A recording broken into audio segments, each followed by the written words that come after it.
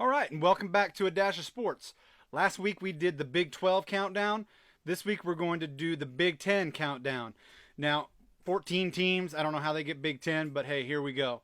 But before I go on any further, make sure you hit that like and subscribe button. If you like what you are hearing, please let me know in the comments below. If there's a way we can change, please let me know in the comments as well. And so without further ado, we're going to get into it. So today we're going to go over the Big 10. First up, I'm going to go from ranked from bottom to top, and we'll end out where we did last time with the Big 12. So this week, like I said, we got the Big 10. Coming in at number 14, I got Nebraska. I don't even get me started. They're a train wreck. Scott Frost, I think, is on his way out. This is last year, no matter what. Unless he wins the Big 10 by some miracle, Scott Frost is done. So I have Nebraska coming in at number 14, and I got their record at like 3-9, maybe 2-10. Just all depends. They got early game against Oklahoma, and it's a rehab, or they're giving a shout out to the game of the century, but I think Oklahoma destroys them, and it's just all downhill for Nebraska. Coming in at number 13, I got Michigan State, the Sparties. Not a great year last year. Again, cut short by COVID, we all know that, but I don't see Sparties doing anything but hanging around the bottom. They're coming in number 13. I got them coming in about 4-8. Number 12, I got Maryland. Again, another team always hanging around the bottom. I just don't foresee them having a great season this year. I don't know much about Maryland, but I know that they're going to be in the bottom. So I got them at 4-8. Coming in at number 11, I got the Scarlet Knights of Rutgers. I love Rutgers. I wish they were a better team. Back when I played NCAA football, I always played with Rutgers just because I just thought they were a fantastic team. But not in real life, obviously. Again, another team hanging in the cellar. I got them at 4-8. Up next at number 10, we got the Fighting Illini of Illinois. Could possibly have a breakout season. Just all depends on that offense. I'm looking at a 5-7, maybe 6-6. Just depends on how they start the season. But I got them number 10. Coming in at number 9, we got Purdue, the Boilermakers. Always good for an upset or two, I think, each year. But this year, I think they're just going to win just enough to hit possibly a bowl game. I got them coming in at number 9 at a 6-6 record. Coming in at number 8, I got Minnesota. A couple years ago, man, they were coming out of nowhere, looking for a spot in the playoffs. Just had a great run last year. The expectations were high on them, and they kind of fizzled out. I kind of see the same thing this year. I just don't know if they had a way to rebuild or to build up that offense. I got them sitting at 6-6, maybe 7-5. Again, it's just going to depend how they start off the season. They do have Ohio State the first game of the season, so that's going to set their tone.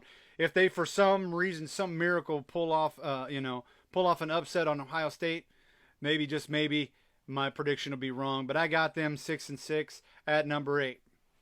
Coming in at number 7, I got the Wolverines of Michigan. Is this Harbaugh's last year? Is he on the hot seat? We're about to find out. Again, I think, like with Scott Frost, I think he's gone after this season. I just for some reason cannot see, if he doesn't beat Ohio State, if he doesn't make the playoffs, he's gone. He's been there long enough, and he still hasn't pulled that team out of mediocrity. I just don't see how he stays there after this year. I got Michigan at 7-5, still good enough to make a bowl game, but not doing anything significant like going for the Big Ten championship or anything like that. And coming in at number 6, Northwestern.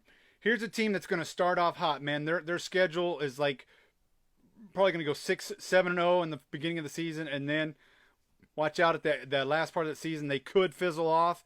They could fizzle. They got some tough games. Obviously, Ohio State is in that.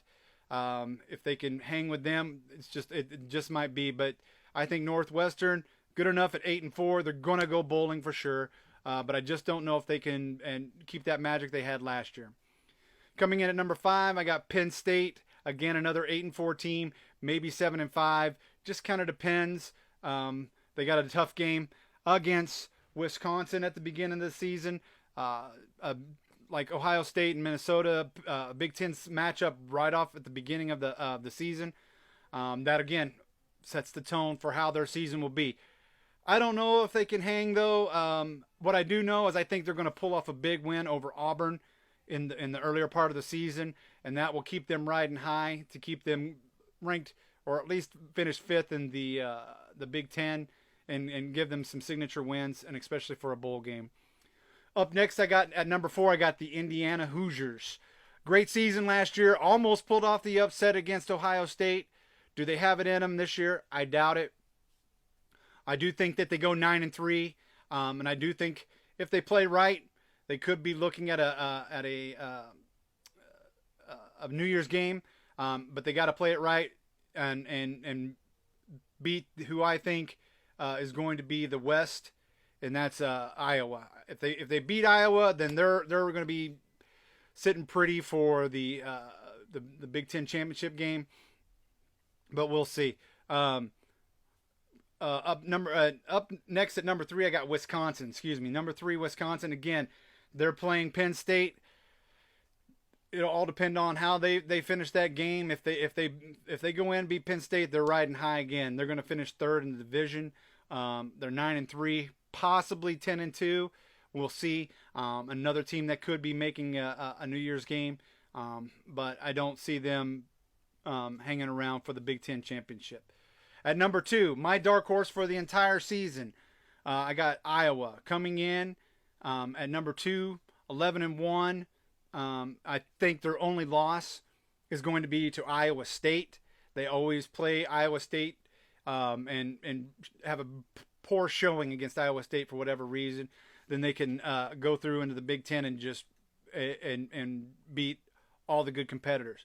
I think this year Iowa loses to Iowa State, but after that they roll through the Big Ten. They're going to be playing in the Big Ten champ. They'll be the West champion. At least in my prediction, they'll be the West champion. I think they've got what it takes. They're my dark horse to maybe, if they don't lose to Iowa State and they run the table, they have a good chance of cracking that playoff this year. That's my guess.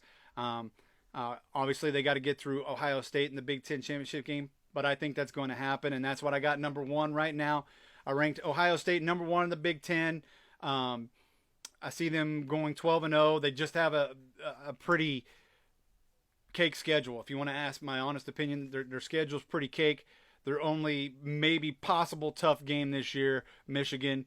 It's a rival game. Obviously, it's going to be a tough game, but that's the only thing on their schedule that I see that even gives them a tough time this year until they get to the Big Ten championship.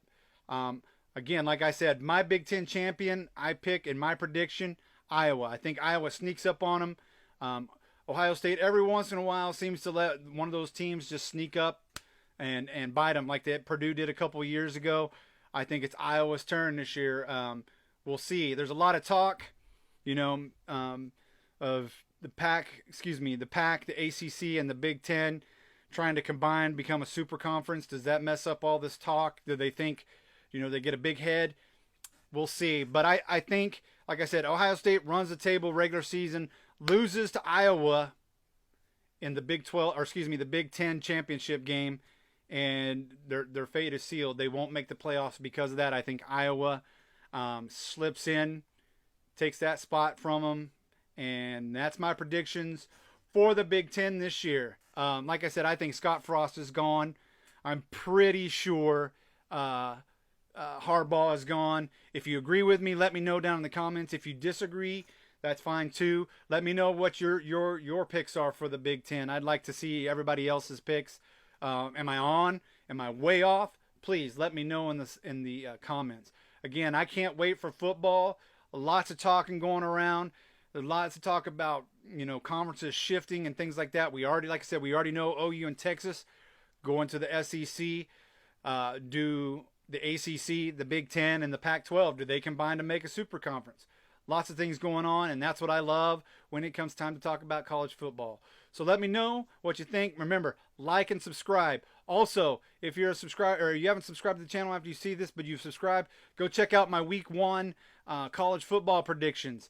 Jump in the contest. You have a chance to win. For week 1, you have a chance to win a $40 gift card to Nike. But also, if you play throughout the season, you have the best record, you have a chance to win up to $200. So please go hit like, subscribe, and thank you for watching A Dash of Sports. I'm Dash, and I'll see you next time.